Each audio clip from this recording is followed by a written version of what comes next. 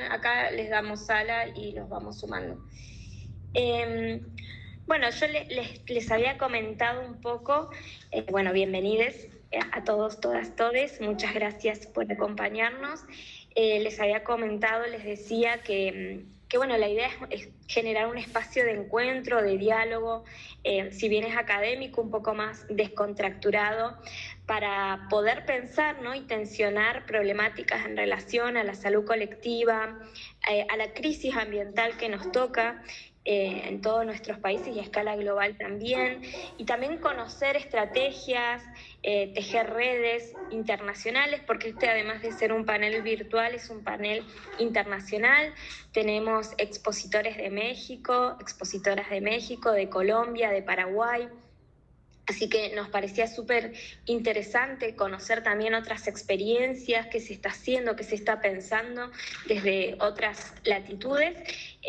Nosotros ahora estamos en la ciudad de San Carlos de Bariloche, en la región norte de la Patagonia Argentina, y estamos realizando mesas, algunas híbridas, otras virtuales y algunas presenciales, justamente con la intención de problematizar, ¿no?, la situación actual. En el caso nuestro, desde Argentina, ustedes saben que estamos atravesando también una coyuntura política compleja, difícil, así que también para nosotras ha sido un desafío llevar adelante, ¿no?, este evento a pesar de todo. Y también se nos abren nuevos interrogantes, ¿no?, en un contexto donde acá avanzan los discursos negacionistas, incluso el negacionismo de la crisis ecosocietal y civilizatoria que estamos viviendo, discursos de odio, ¿no? Entonces también poder tensionar estas problemáticas en clave de géneros y en clave interseccional también es un desafío para nosotras y para nosotros en este evento. Bueno, les cuento, mi idea es presentarles a todos los expositores y sus trabajos brevemente al comienzo, y después vamos dándoles la palabra en el orden que lo teníamos previsto. Me parece que puede ser una buena opción. Como ustedes saben, este panel se titula La salud colectiva ante la crisis sistémica, ecosocietal y civilizatoria, y nos van a estar acompañando hoy desde Colombia Alba Nelly Valero Londoño. Hola, Alba. Alba nos va a compartir un trabajo titulado Construcciones de los buenos vivires desde decisiones personales y colectivas, una postura ético-política frente a la vida misma. También nos acompaña desde México José Manuel Luna Namencio, con un trabajo que se titula El rescate de los saberes comunitarios como eje para la construcción de una ciencia digna y con responsabilidad socioambiental. También desde México y desde Paraguay, porque este es un equipo internacional, nos acompaña Alejandra Rodríguez Torres, Donovan Casas Patiño y Amado Infran Ortiz. También hacen parte de la Red Internacional de Salud Colectiva y Salud Intercultural, y el trabajo que nos van a compartir se titula Salud Colectiva y Ecología Humana, sinergia en la construcción de corredores bioculturales. Y por último, también desde México, Isaac Casas Patiño y Laila Tostado de los Santos, con su trabajo sobre salud intercultural y salud pública en México, desafíos y perspectivas. Ese es el programa que tenemos previsto para esta jornada. ¿Les parece que iniciemos por el orden que recién les compartí? Así que me callo un ratito y le doy la palabra a Alba. Hola, Alba, qué gusto verte. Hola, buen día para todos y todas. Es un gusto estar aquí, y gracias, Uyay, por la invitación. Creo que nos viene bien reencontrarnos. Bien, voy a compartir pantalla. Un segundo.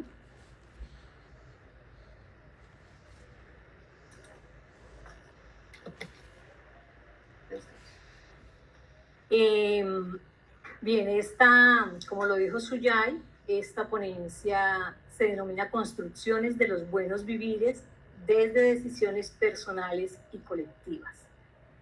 Una postura ético-política frente a la vida misma.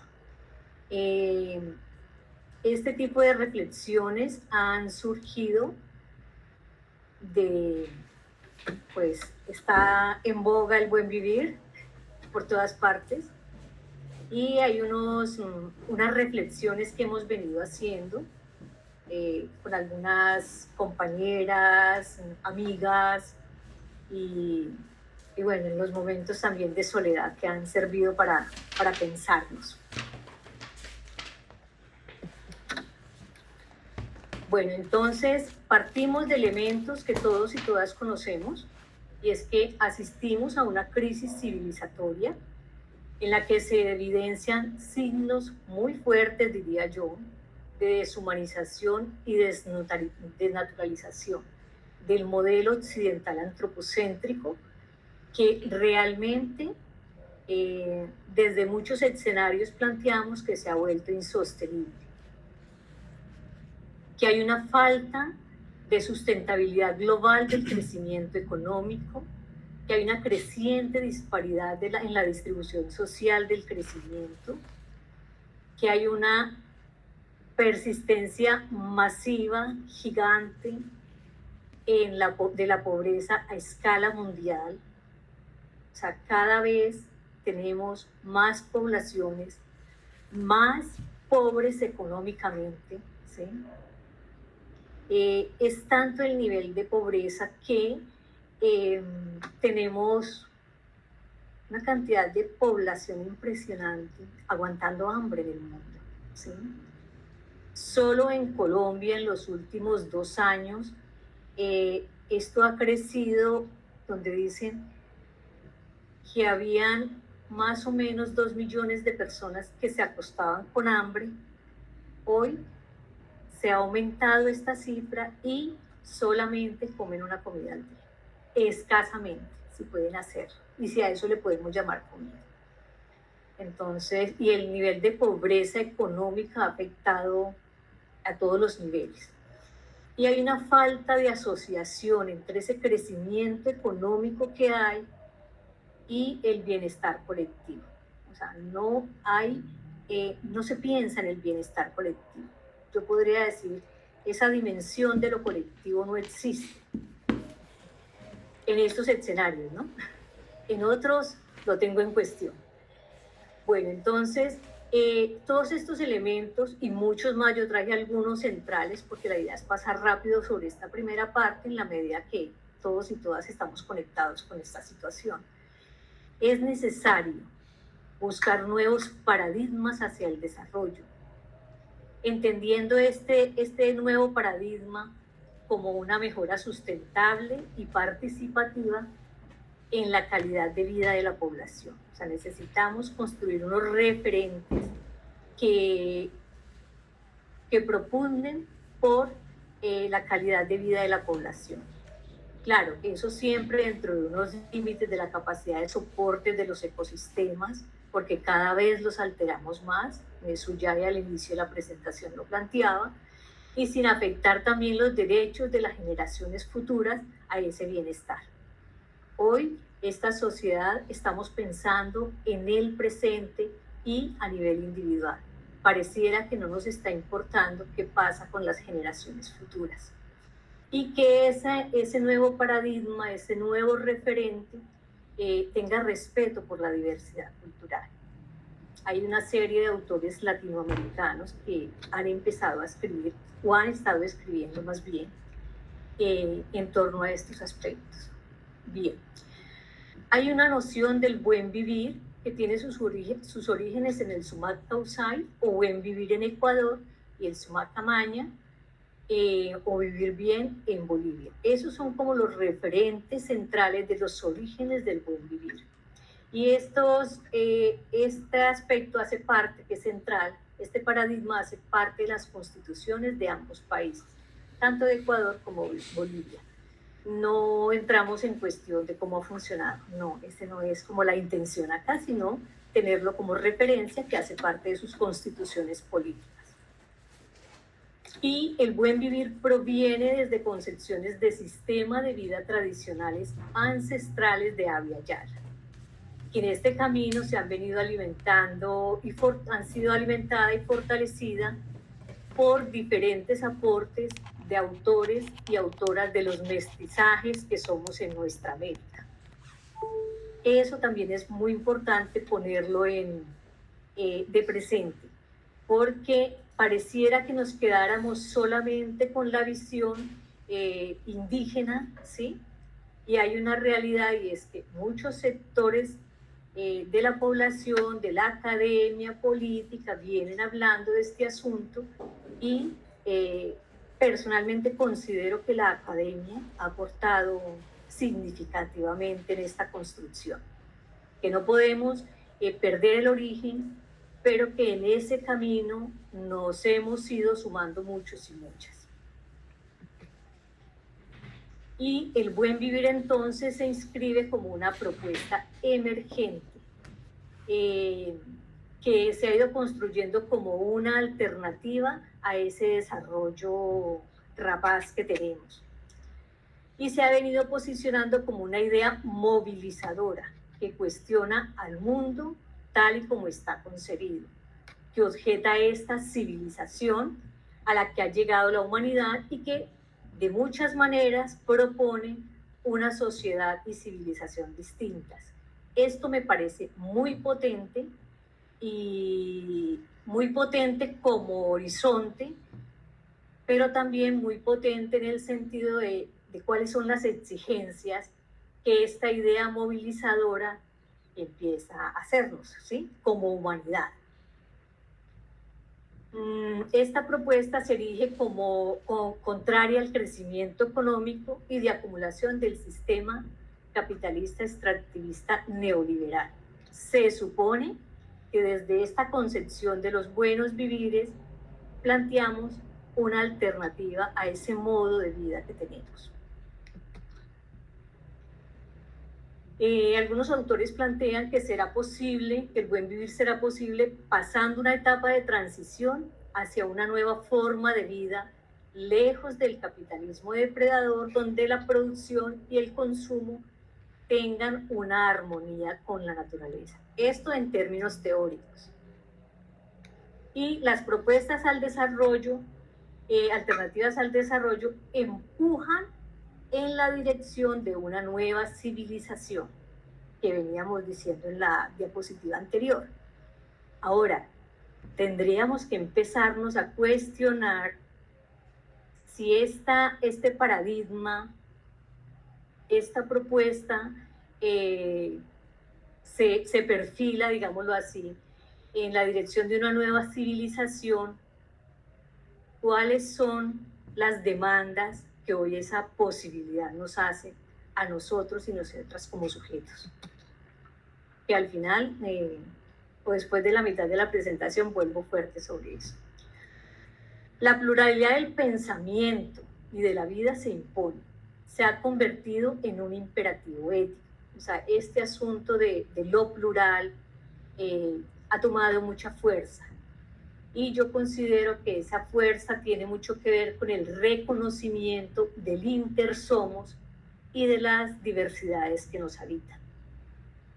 Por eso cuando hablamos de los buenos vivires, estamos haciendo referencia al buen vivir, al vivir bien y al vivir sabroso, que ha ido emergiendo como respuestas al sistema político, económico devastador. El vivir sabroso lo reivindican mucho las poblaciones afrolatinas, afroamericanas, afrocolombianas, y ha empezado a haber literatura al respecto ya.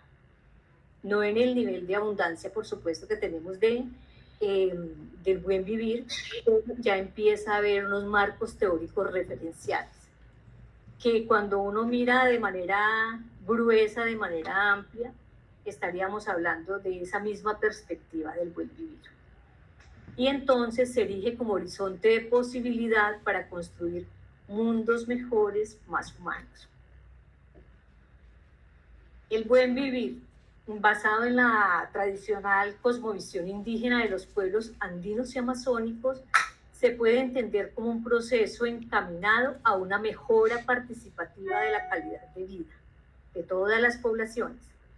a partir no solamente de un mayor acceso a bienes y servicios para la satisfacción de las necesidades básicas humanas, sino también de la consolidación de la cohesión social, de los valores comunitarios y la participación activa de individuos y comunidades en las decisiones relevantes para la construcción de su propio destino. Es decir, esta es una propuesta que se erige de manera participativa, donde las poblaciones, las comunidades hacen parte de esa construcción y aportan a ir tejiendo su presente futuro, digámoslo así.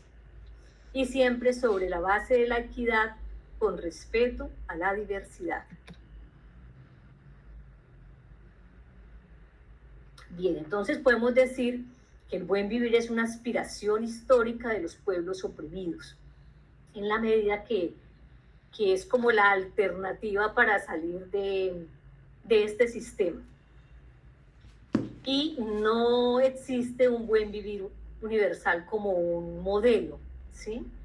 Y en ese sentido, entonces, hablamos de buenos vivires, según la experiencia y la cultura de cada pueblo. El buen vivir como paradigma humanitario se construye desde las experiencias locales, territoriales y de la vida de los pueblos.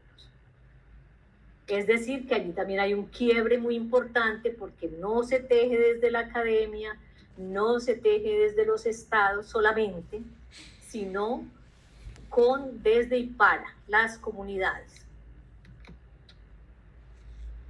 Entonces, el buen vivir se está convirtiendo en un concepto trascendental e importante por la necesidad emergente de construir alternativas al capitalismo moderno. Nos muestra que es un sistema que ha llevado a una situación insostenible para la vida en el planeta, con consecuencias que hoy en día son inaceptables desde el punto de vista ético, por la injusticia social, e insostenible la destrucción de la naturaleza y de los sistemas de reproducción de la vida. En esta búsqueda de literatura, hemos ido encontrando que diversos autores plantean algunos principios sobre los cuales podemos ir construyendo las bases de estos buenos vivires. Y un elemento muy importante que emerge en varios autores tiene que ver con la salud, con el amor y la afectividad, con el trabajo, con la sabiduría y la espiritualidad, que viene muy fuerte de los pueblos andinos y amazónicos, la justicia, la equidad, la identidad, la armonía entre los seres humanos y la naturaleza. Es decir, la naturaleza deja de verse como un objeto externo a mí, sino que soy con la naturaleza, ¿sí? Entonces ya no vemos esas diferencias escindidas, sino que somos en, con, para la naturaleza. En la participación, la solidaridad, creo que este es un aspecto que hay que trabajar muy fuerte, la solidaridad. Somos sociedades que carecemos mucho de este principio. La relacionalidad, la reciprocidad, la complementariedad, la correspondencia, la ciclicidad, el comunitarismo, la sustentabilidad, el cuidado de sí, el cuidado de los otros, de las otras y el cuidado de la vida. Este concepto del cuidado considero que cobra mucha relevancia en esta propuesta de los buenos vivires.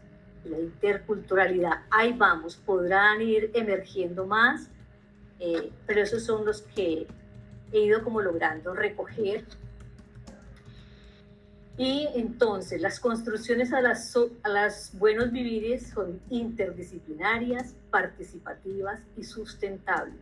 O sea, no es desde un campo disciplinario específico, ni desde la academia específica, ya lo dije ahora, es desde la academia, desde las comunidades, desde los procesos políticos sociales que se gestan. Y eso implica trabajar en proyectos de corresponsabilidad. se van construyendo en el camino, en recuperar la identidad y expresar las voces de resistencia de los pueblos, donde incluyamos los elementos de las cosmovisiones andinas relacionadas con el equilibrio con la naturaleza, la equidad e interculturalidad. Se fundamentan en la necesidad de construir relaciones armónicas, tanto entre seres humanos como entre estos y los espíritus de la naturaleza que configuran los territorios donde se teje la vida. Las diferentes cosmovisiones de los pueblos, y ahí no hablo solo de los pueblos indígenas, hablo de las poblaciones, en los territorios concretos hay una serie de, yo no lo llamaría tanto creencias, sino más son unos referentes que existen, ¿sí? Y esos referentes siempre hablan de los espíritus mayores, de los espíritus de la naturaleza, de los espíritus de la selva, o sea, son seres superiores que acompañan a las comunidades en esos territorios. Eso para la academia suena rarísimo, pero cuando trabajamos con comunidades, poblaciones afro, poblaciones indígenas, campesinos, campesinas, siempre emerge este aspecto, ¿sí? Alguna divinidad le acompaña y alguna divinidad ayuda también a tejer la vida en esos territorios. Bueno, entonces aquí viene como mis preocupaciones, y es que abordar los buenos vivires, o sea, desde toda esa perspectiva que estamos hablando de paradigma, estamos hablando de ir construyendo una nueva, o sea, unos referentes civilizatorios, ¿sí? Estamos hablando de elementos muy potentes para la humanidad, y considero que estos buenos vivires nos interpela como sujetos, ¿sí? En tanto es un horizonte de posibilidad, que nos abre caminos para pensarnos, o sea, no pensar fuera de mí, sino pensarnos hacia afuera y hacia adentro, ¿sí? Que son posibles otras maneras de habitar el mundo, desde nuestros sentipensares, desde nuestra esencia, en la perspectiva siempre de la vida digna. Así que necesitamos aprender a vivir en dignidad, comprender que es posible, aprender a relacionarnos desde el reconocimiento, el respeto por el otro, por la otra, por los otros, por las otras, desde las diversidades. Somos diversos y desde ahí debe partir nuestro relacionamiento. Comprender que somos seres diversos y no por ello inferiores o superiores, sino en esta profunda relación horizontal. Solo ese elemento creo que nos implicaría la vida de trabajo, ¿sí? Porque nuestros aprendizajes han sido distintos. Necesitamos aprender a vivir en las diferencias y no por eso querer eliminar al otro u otra, o los otros, ¿sí? Desafortunadamente no hemos aprendido, y cuando hablo de hemos, hablo de la sociedad en general y hablo en particular de los seres humanos que consideramos que es fundamental poder tejer una propuesta alternativa al desarrollo. Porque hasta eso hemos llegado, o sea, si no estás conmigo, estás contra mí y yo elimino la diferencia, ¿sí?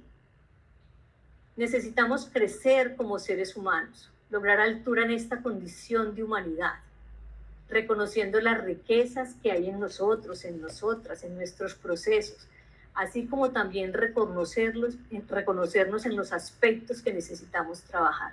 Siempre los seres humanos necesitamos trabajar en aspectos personales, ¿sí? Y lo personal no es solo mío, lo personal influye totalmente en lo colectivo, ¿sí? Entonces, crecer, lograr altura de esta condición de humanidad, ¿qué es eso? De tener esta condición de humanidad, ¿qué implica para mí? ¿Sí? Y qué aspectos tengo que trabajar todos los días, necesitamos trabajar en nosotros y nosotras. Aprender, crecer sin endiosamiento ni subvaloraciones. Necesitamos aprender a ser solidarios, ya lo dije ahora, y no desde los discursos, sino desde nuestras prácticas. Nosotros, quienes consideramos que es necesario construir alternativas de vida al desarrollo, nos movemos mucho ahí, ¿sí? Creemos que hablamos mucho de la solidaridad, hablamos del afecto, del respeto, pero en la práctica a veces nuestros comportamientos no son distintos a lo que la sociedad capitalista nos ha enseñado. Necesitamos aprender a poner en práctica la ayuda mutua, la cooperación, aprender a amar a nuestras familias, amar a los otros y las otras.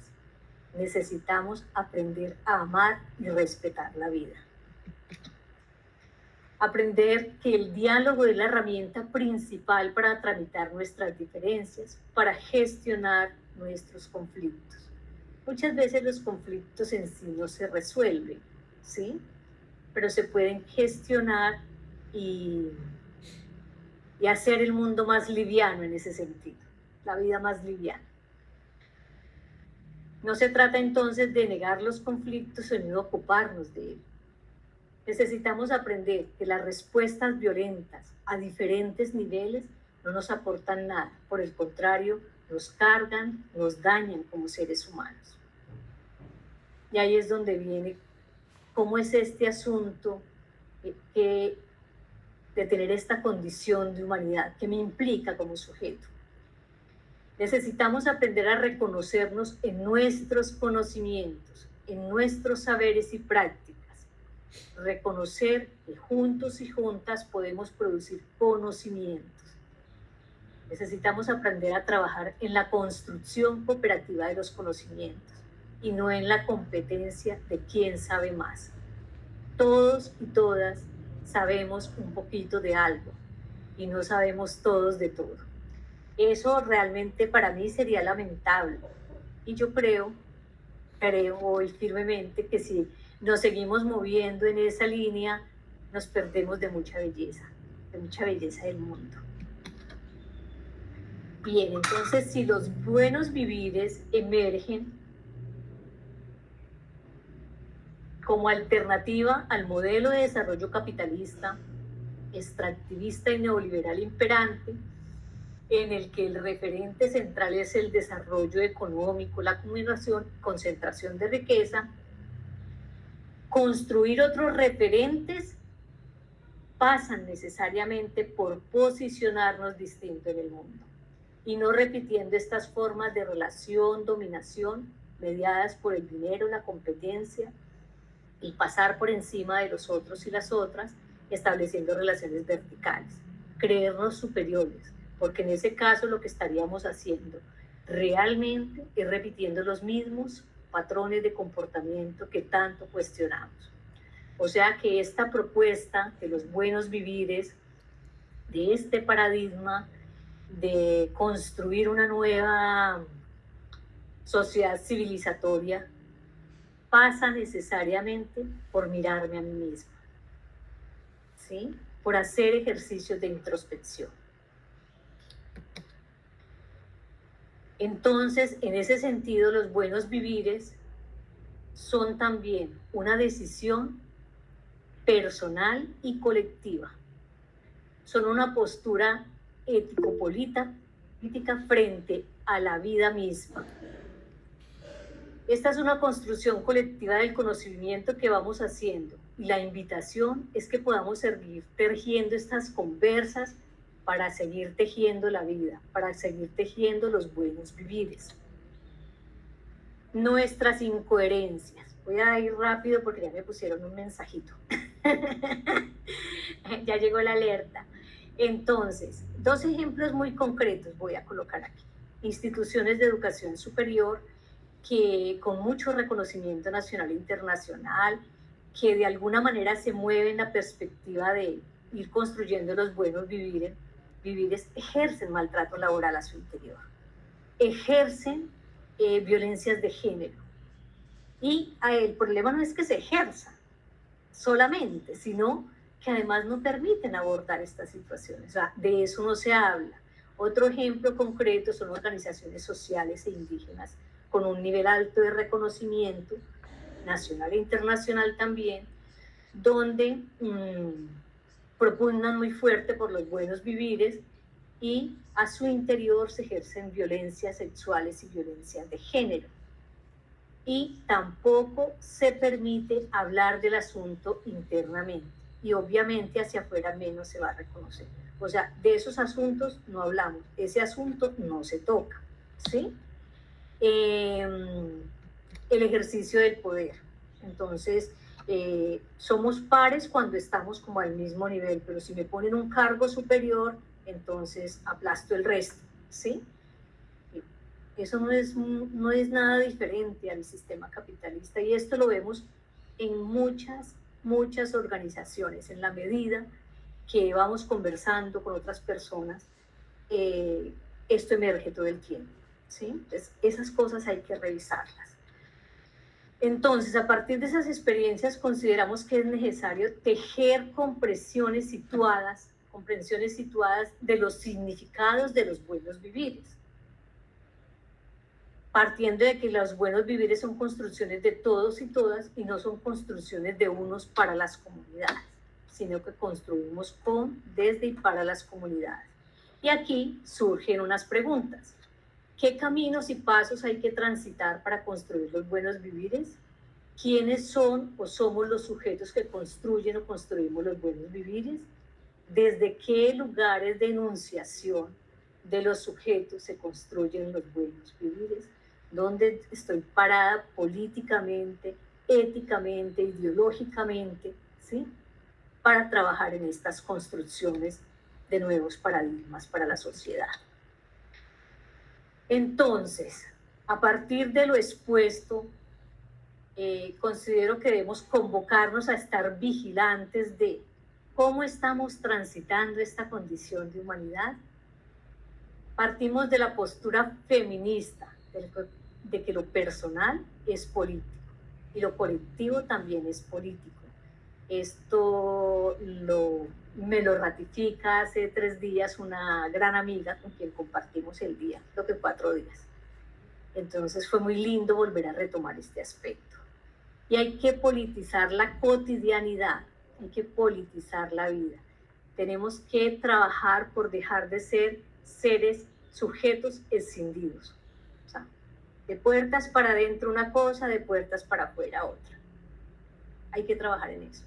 Tenemos que aprender a respetar al otro, a los otros, lo que implica reconocerlo, reconocernos. El reconocimiento pasa por despojarnos de las individualidades que nos dañan, pasan por superar los vicios individualistas aprendidos del capitalismo y que reproducimos en los diferentes espacios que llamamos alternativos. Hay que poner en cuestión de qué hablamos cuando hacemos referencia al buen vivir, a los buenos vivires, y qué prácticas vivimos en función de esta propuesta ético-política. Esa es como las reflexiones que quería compartir con ustedes y bueno, para la discusión. Esto es un camino y el camino se teje todos los días. Muchas gracias. Muchas gracias a vos, Alba, un placer. Bueno, tengo eco porque estoy compartiendo el espacio con alguien muy querido por muchos y muchas de las presentes, que es el profesor Pedro Villasana. Ahí les saluda, estamos en la misma aula. Bueno, para continuar entonces iríamos con el trabajo de Josma, de José Manuel. ¿Te parece, Josma? Sí, gracias. Te doy la palabra. Gracias, Sujei. Muy buenos días a todas y a todos. Voy a permitirme compartir pantalla para comenzar con la exposición.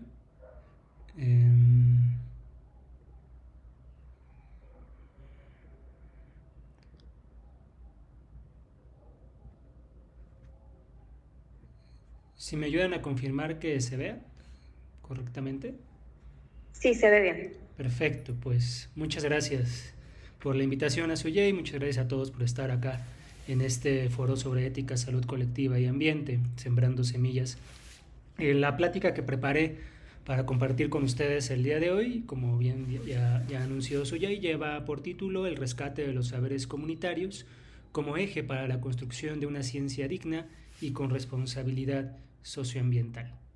Antes de comenzar propiamente el tema, me gustaría establecer un mensaje para los compañeros y compañeras de Argentina, dado los tiempos que están corriendo, de manera que puedan servir de aliento para los tiempos tan turbulentos que se avecinan. El fascismo está aún a nuestro alrededor, a veces vestido de paisano. Nuestro deber es desenmascararlo y apuntar con el índice a cada una de sus formas nuevas, todos los días, en todos los rincones del mundo. Esta frase es de Humberto Eco, y quizá lo más esperanzador será recordar a Salvador Allende cuando decía: sigan ustedes sabiendo que mucho más temprano que tarde se abrirán las grandes alamedas por donde pase el hombre libre para construir una sociedad mejor. Desde México externamos la solidaridad con el pueblo de Argentina, y sabiendo lo que implica tener un gobierno que linda con cortes neofascistas, esperamos que la larga noche pase pronto para todas y todos ustedes. Comenzando propiamente con la exposición, me gustaría hacer una declaratoria de conflicto de intereses para que quede protegido ante lo que voy a mencionar en mi exposición. Yo me he dedicado a ser docente investigador en universidades públicas, ¿no? Actualmente estoy en la Universidad Pública de México. No trabajo para la industria farmacéutica ni participo en ningún corporativo de la industria médica. Por lo tanto, no hay ningún tipo de influencia o sesgo por cuestiones económicas y políticas, más aquellas que tienen que ver con mi origen y carácter de clase. Y en este mismo sentido, me gustaría hacer un deslinde de responsabilidades, en tanto que todo lo que aquí voy a expresar es mi completa responsabilidad, por lo que eximo a los compañeros del panel, a los organizadores del evento, a las instituciones investigadores que van a ser aludidos durante mi presentación, de lo que yo comparta con ustedes. La presentación de la plática que preparé para conversar lleva tres temas fundamentales, que son los tres grandes apartados de la plática. El primero, una reconstrucción de, digamos, cuáles son los síntomas que estamos viviendo a nivel global, un poco profundizando en algunos aspectos que Alba ya mencionó, referente a de qué hablamos cuando de degradación civilizatoria tratamos, ¿no? Que es el marco general de este foro. En segundo lugar, platicar sobre el diagnóstico del problema, ¿no? Dando cuenta de algo que hemos definido como la territorialidad de la enfermedad. Y por último, a manera de estrategia terapéutica, hablar precisamente de la necesidad de construir una ciencia digna, ética y con responsabilidad socioambiental. Entonces vamos a comenzar a platicar acerca de qué hablamos cuando de degradación civilizatoria tratamos. Como bien ya se ha dicho, estamos en tiempos muy peculiares, muy complejos, de no solamente una crisis económica, crisis cultural, crisis política, crisis de la democracia, crisis ambiental, crisis de la salud, sino que vivimos una etapa inédita en la historia de la humanidad que implica la superposición de todas y cada una de estas dimensiones de crisis que he mencionado. Es decir, estamos ante lo que se ha definido por investigadores como Jorge Beraza como una degradación civilizatoria mundial, donde vemos que acudimos a una profunda crisis económica, la cuarta gran crisis del modo de producción capitalista, la segunda de dimensiones estrictamente mundiales, que confluye, que coincide con la crisis del neoliberalismo como patrón de acumulación. De allí que los tiempos que corren sean tiempos de muchos cambios, pero también de muchas confusiones, en tanto que el capitalismo en auge, el capitalismo en pleno curso de desarrollo, presenta una crisis en su política de acumulación y entonces intenta salirse de esa crisis para saltar adelante hacia la historia, lo cual viene acompañado de una creciente violencia a todo nivel de la reproducción social, con masacres generalizadas, con genocidios particulares en diversos territorios, que se acompañan también por el resurgimiento del neofascismo desde diferentes perspectivas, no solamente el fascismo económico, el fascismo político, el fascismo cultural, sino también por corrientes muy peligrosas como es el fascismo ambiental, ¿no? El ecofascismo, lo cual se acompaña por una mundialización de la pobreza, una exacerbación en los niveles de miseria cultural, económica, política y de acceso al espacio público y de acceso a la naturaleza y al medio ambiente limpio, lo cual pues es expresión de una crisis ambiental que desafortunadamente no queda en los escenarios de crisis climática que hoy por hoy ha tomado el primer lugar en los diarios, en los telediarios, sino desafortunadamente la crisis ambiental que tenemos es una crisis que corresponde a la devastación general y multidimensional o poliédrica del ambiente a nivel global. La totalidad del metabolismo planetario en términos ecológicos está puesto en crisis y por ello también la sociedad está puesta en crisis en lo que tiene que ver con la degradación de sus condiciones de vida y por lo tanto con la degradación de su salud. Como humanidad estamos viviendo un inminente y grave colapso epidemiológico, en tanto que la historia epidemiológica de la humanidad ha dejado atrás ya las enfermedades infectocontagiosas como principal causa de muerte, y ahora son las enfermedades crónico-degenerativas lo que marca las principales tasas de morbimortalidad a nivel planetario, ¿no? De allí que nosotros, reconociendo en México, en el grupo de investigación que estoy, estamos preocupados por esta degradación civilizatoria y comprometidos con la sociedad, que en mi caso pues ha sido la que desde los estudios primarios ha sustentado mis estudios, pues me he dado a la tarea, nos hemos dado a la tarea de reconstruir diagnósticos en torno a este problema, ¿no? De allí que ahora les voy a platicar no solamente del diagnóstico del problema, sino de un problema que nos encontramos a la hora de hacer el diagnóstico, ¿no?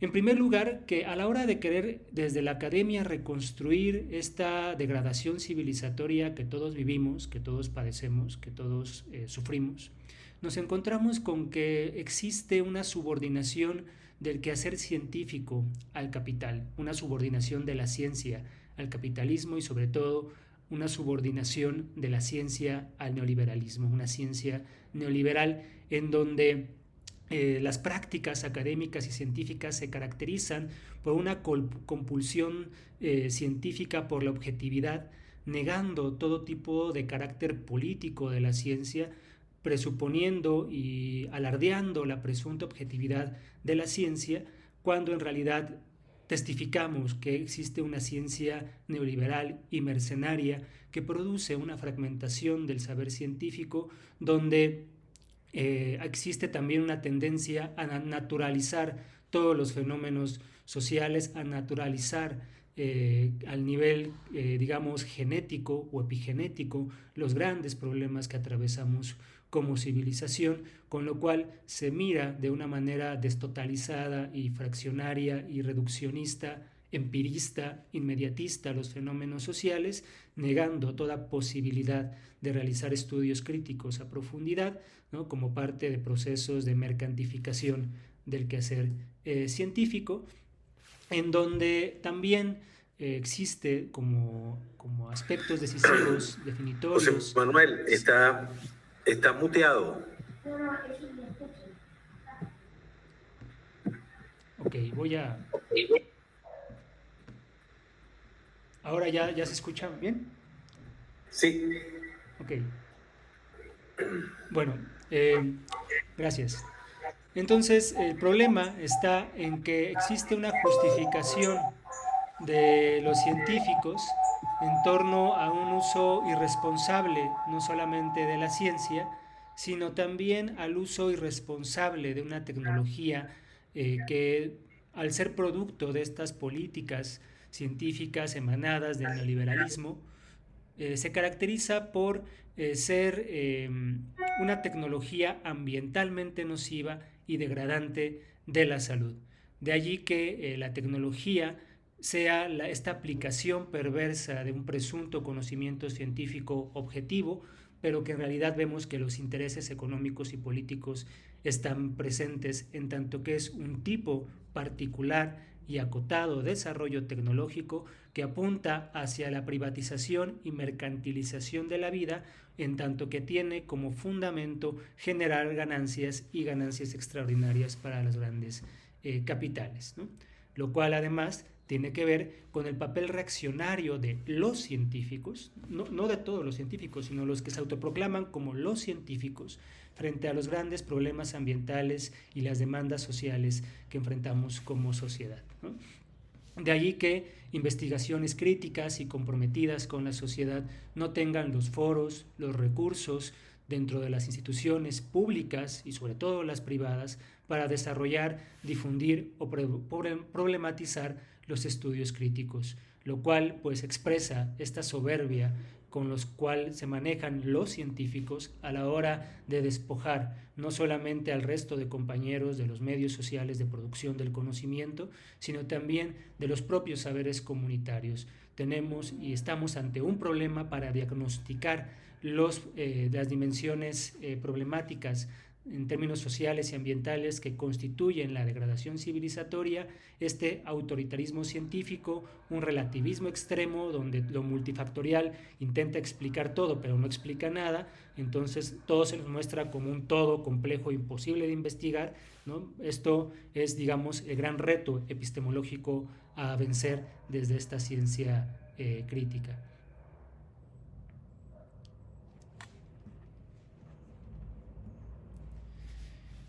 ¿Cómo nos planteamos nosotros entonces resolver este problema para poder diagnosticar esta realidad de la degradación civilizatoria que ocurre en nuestro territorio? Lo hacemos tomando como marco dos referentes. Primero a Gianni Tognoni, quien establece que las comunidades son las productoras del conocimiento. Y sobre todo nos basamos en los trabajos de Andrés Barreda, quien considera que los saberes locales son, digamos, la dimensión estratégica para reaprender las múltiples formas de cómo es que ocurren los procesos de devastación neoliberal de los territorios, pero sobre todo los saberes locales son la pieza clave para reencontrarnos con diversos aspectos decisivos de resistencia local, autogestiva y de autonomía de los pueblos para poder establecer entonces estrategias de solución a este problema. De allí que con el equipo de investigación que llevamos a cabo una serie de trabajos de diagnóstico, estamos nosotros persiguiendo la intención de buscar darle voz a las comunidades respecto a los problemas agrarios, ambientales y de salud que padecen, en tanto que reconocemos la necesidad de aportar desde la academia en la reconstrucción de los perfiles ambientales y epidemiológicos de las comunidades, en tanto que hablo del caso mexicano, pero me imagino que en otras latitudes será algo similar. Durante el neoliberalismo no solamente se destruyó en términos económicos, políticos, culturales, ambientales y sanitarios a la población, sino como correlato de estos procesos, toda la investigación científica también se vio destruida, en tanto que, por ejemplo, se desmantelaron todos los sistemas de laboratorios a nivel nacional y por lo tanto no había espacios públicos para poder llevar a cabo estas investigaciones críticas, ¿no? A lo más que existía como laboratorios eran los laboratorios privados que sabemos a ciencia cierta que están al servicio de los grandes capitales. Al hacer este trabajo, nosotros no queríamos explicarle a las comunidades lo que les sucedía.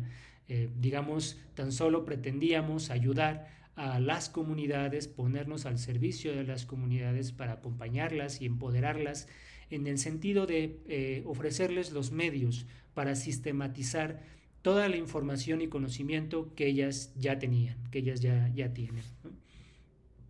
Para ello, nosotros trabajamos durante todo 2023 en una serie de 4 talleres de autodiagnóstico comunitario que se realizó en una localidad del centro de México, que es el estado de Morelos, tomando 4 territorios para hacer cada uno de estos 4 talleres. Son territorios no elegidos al azar, sino son territorios en los cuales por una breve investigación bibliográfica previa identificamos que eran núcleos de desarrollo urbano, núcleos de desarrollo industrial, y que por lo tanto se habían dado procesos de descampesinización y de transformación de los territorios al dejar de ser territorios dedicados a las actividades campesinas, y muy pronto se pasaron al sector terciario o al sector industrial, ¿no? Entonces nos interesaba saber cuál era el conocimiento que tenían las personas,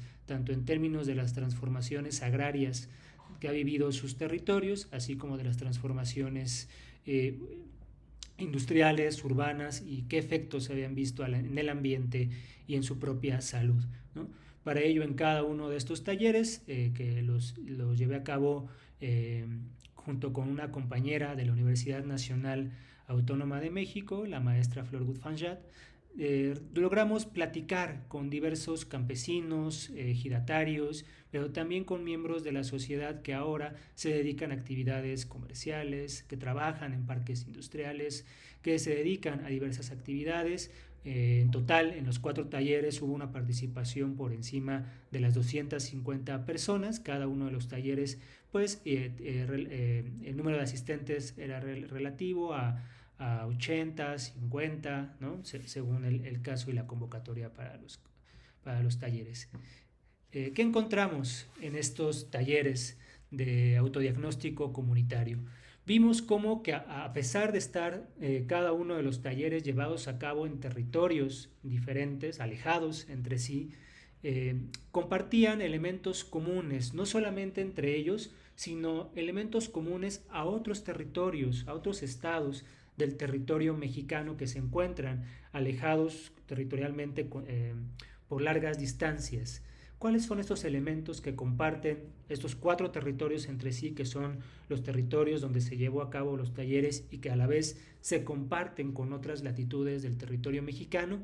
Primero, que se estaban desplegando las mismas dinámicas económicas, procesos de hiperurbanización industrial, es decir, el crecimiento desaforado de la mancha urbana, el crecimiento desaforado de parques industriales, de corredores urbanos industriales, que se acompañaban por procesos de descampesinización y con el desarrollo entonces de una agroindustria centrada en el uso intensivo de agrotóxicos, megaproyectos de minería a cielo abierto, la construcción de rellenos sanitarios, en donde veíamos que se construye un complejo metabolismo urbano e industrial que genera condiciones no solamente de sobreexplotación o altas tasas de extracción de recursos naturales, sino la característica peculiar son las dimensiones de contaminación inédita e incuantificable del ambiente.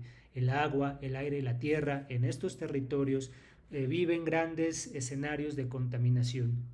Pero también nos resaltó que la gente en estas comunidades padece el mismo tipo de enfermedades: la hipertensión, la diabetes, la insuficiencia renal crónica, el cáncer, el Alzheimer son las principales causas de enfermedad y de muerte de la población, no de la población de la tercera edad, no de los adultos mayores, sino de población joven. Entre 25, 35, 50 años está muriendo por este tipo de enfermedades en estas comunidades que fueron identificadas como con estas problemáticas de contaminación. Ante esta información, nosotros, jugándole a ser científicos o pretendiendo ser científicos, pues nos hicimos muchas preguntas. La primera es acerca de si sería verdad esto que las comunidades nos estuvieran compartiendo. ¿Serán verdaderos los datos compartidos por las comunidades? ¿No? Porque nos han dicho a nosotros en las universidades, o a mí por lo menos me lo han dicho, que muchas veces las comunidades tienen un sesgo cognitivo, no son objetivos, ¿no? Entonces nos preguntábamos si será verdad que las comunidades saben lo que les pasa, o más bien, ¿no será que se habrán puesto de acuerdo los más de 200 participantes de los talleres para contarnos las mismas mentiras, ¿no? Recuerden que actualmente la posmodernidad invita a dudar de todo porque no hay verdades. Entonces, ¿será que será verdad aquello que nos están diciendo, o existe un contubernio entre todas las comunidades para engañarnos a nosotros los investigadores. De allí que, con esa desconfianza, siendo sarcástico, regresamos a la comunidad del cubículo de las universidades e investigamos más a fondo qué es lo que pasaba en estos territorios, ¿no? Digamos que seguimos jugando a ser científicos y nos hicimos otra serie de preguntas. Por ejemplo, ¿dónde vive la gente, ¿no? Vimos que en estos territorios donde se llevaron a cabo los talleres, pues se viven dinámicas de hiperurbanización, de una superconcentración, de densificación, de los territorios. Hay dinámicas de hacinamiento demográfico en estas comunidades, ¿no? Lo cual pues explica un poco estos procesos de degradación de las condiciones de vida. Viendo entonces y reconstruyendo cuáles eran los procesos contaminantes que se daban en los territorios, veíamos cómo la industria automotriz, la agroindustria, los rellenos sanitarios, la descarga de aguas residuales, pues estaban presentes en estas comunidades, ¿no? que nos estaban contando lo que ellos vivían diariamente, ¿no? Y veíamos también cómo los territorios en los cuales se hacinaba la población que vivía en escenarios de alta contaminación de los recursos hídricos o del suelo por la descarga de aguas residuales, coincidía con ser territorios en los cuales existían, según la estadística oficial del propio Estado mexicano, las altas concentraciones de enfermedades y de muertes por diversas patologías, por ejemplo, la insuficiencia renal crónica. Esto nos hizo tener nuevas preguntas, ¿no? ¿Será que la contaminación que se genera por medio de la producción, distribución, comercialización y consumo de venenos actúan como venenos en el ambiente con los procesos de devastación ambiental relacionados por la contaminación y por ende pueden ser identificados como venenos sobre los cuerpos de las comunidades enfermadas? Que no son comunidades enfermas, sino según esto lo que estamos viendo, son comunidades enfermadas. De allí que nos preguntamos si habrá o no alguna coincidencia entre los territorios devastados y los cuerpos enfermados. Nuestra respuesta, y digo nuestra no por la que yo tengo junto con la maestra Flor Fanjat, sino por la respuesta que se armó colectivamente a partir de estos talleres, es que tomando en cuenta lo que las comunidades nos compartieron, que ya vimos que no se organizaron para mentirnos, sino que efectivamente han logrado identificar algo que les está pasando, consideramos que existe lo que hemos sistematizado y le hemos dado nombre de una territorialidad de la enfermedad, es decir, una superposición de territorios devastados con cuerpos enfermados. De allí que vemos que en estos territorios ocurre una producción sistemática de enfermos ambientales. ¿Cuál es la estrategia terapéutica ya para ir cerrando, ¿no? que es, digamos, conclusiones o más bien aperturas de esta investigación, ¿no? Primero que nos enfrentamos a un grave problema del paradigma científico hegemónico, donde se niega a reconocer que todas y todos los científicos tenemos una postura ideológica, por lo tanto no hay objetividad de la ciencia, pero digamos, no es el problema no debe quedar en debatir o en que se desgarren la vestidura los positivistas y posmodernos al hablar de que existe una objetividad de la ciencia. El problema es que los científicos estamos sometidos a la dictadura del gran capital. El capital dicta al día de hoy la pauta y los instrumentos científicos y tecnológicos hegemónicos según requiera sus propias necesidades de acumulación de ganancias. Existe una lógica absolutamente desquiciada del sometimiento de la ciencia y de la tecnología al gran capital, ¿no? ¿Qué hacemos y hacia dónde vamos, ¿no? Breil decía que para responder desde la comunidad científica ante el clamor por la defensa de la vida, de los seres humanos, de las ciudades y del campo, y entonces evitar que la ciencia terminara siendo un instrumento al servicio de la hegemonía, tal cual ocurre hoy en día con esta ciencia neoliberal y mercenaria, debemos revelar e informar a toda la población de lo que les está pasando, no en el sentido de llevarles el conocimiento a las comunidades, sino de apoyarlos en el sentido de que logren empoderar sus saberes comunitarios. De allí que nuestro trabajo, el que hemos hecho y el que viene por delante, pues no sea el de inventar algo, el de generar estudios de alto complejidad ambiental con instrumentos estadísticos de alta estadística, ¿no? Sino solamente vamos a ayudarles y necesitamos seguir ayudando a las comunidades a que sistematicen, a que logren identificar y nombrar, darle un sentido a a la serie de dolores, sufrimientos y padeceres que día a día enfrentan. Y sobre todo a construir una respuesta colectiva y comunitaria acerca de por qué pasa esta territorialidad de la enfermedad y esta correlativa producción de enfermos ambientales. De allí que también sea necesario afrontar colectivamente, horizontalmente y democráticamente la construcción de estrategias para revertir dicha situación. Y esto pasa por encontrar una respuesta comunitaria a la pregunta de cómo recuperamos nuestro derecho humano colectivo de vivir hasta ser viejos. Este derecho hoy en día se encuentra despojado a toda la humanidad. La propuesta está en que construyamos conjuntamente una ciencia digna, ética y con responsabilidad socioambiental, en tanto que el problema ambiental y el problema de la salud ha sido un problema que en estricto sentido creo ha sido desatendido en las ciencias sociales y naturales, por lo que es muy importante tenerlo en cuenta para abrir nuevas áreas de investigación. Nosotros debemos enfocarlo desde la academia a generar proyectos de investigación con perspectiva de incidencia en temas sociales y ambientales, en tanto que estos temas no son un lujo de los países desarrollados, sino es una necesidad de los países empobrecidos como los de América Latina y de todo el sur global.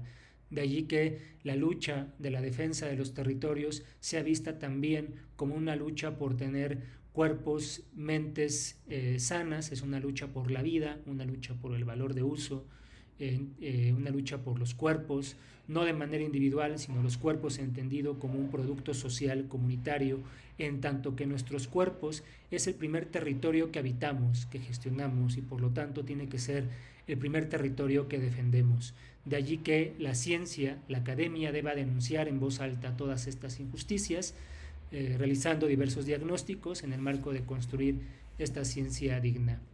Urge, creo, construir de manera solidaria, de manera responsable, articulada y con una perspectiva de larga duración, una ciencia digna, ética y con responsabilidad socioambiental que le haga frente a la ciencia neoliberal y mercenaria que sigue desafortunadamente parapetándose en las universidades y centros de investigación.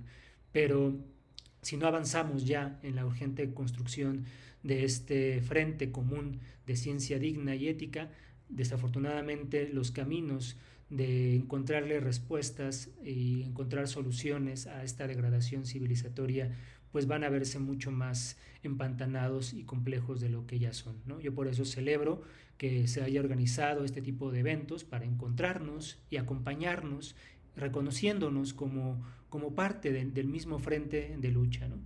Pues yo es lo que le quería compartir a todas y a todos y les agradezco mucho por su atención. Muchas gracias, Josma. Súper interesante, muchísimas gracias. Bueno, ahora le doy la palabra a Alejandra, a Donovan y a Amado. Les cedo el micrófono.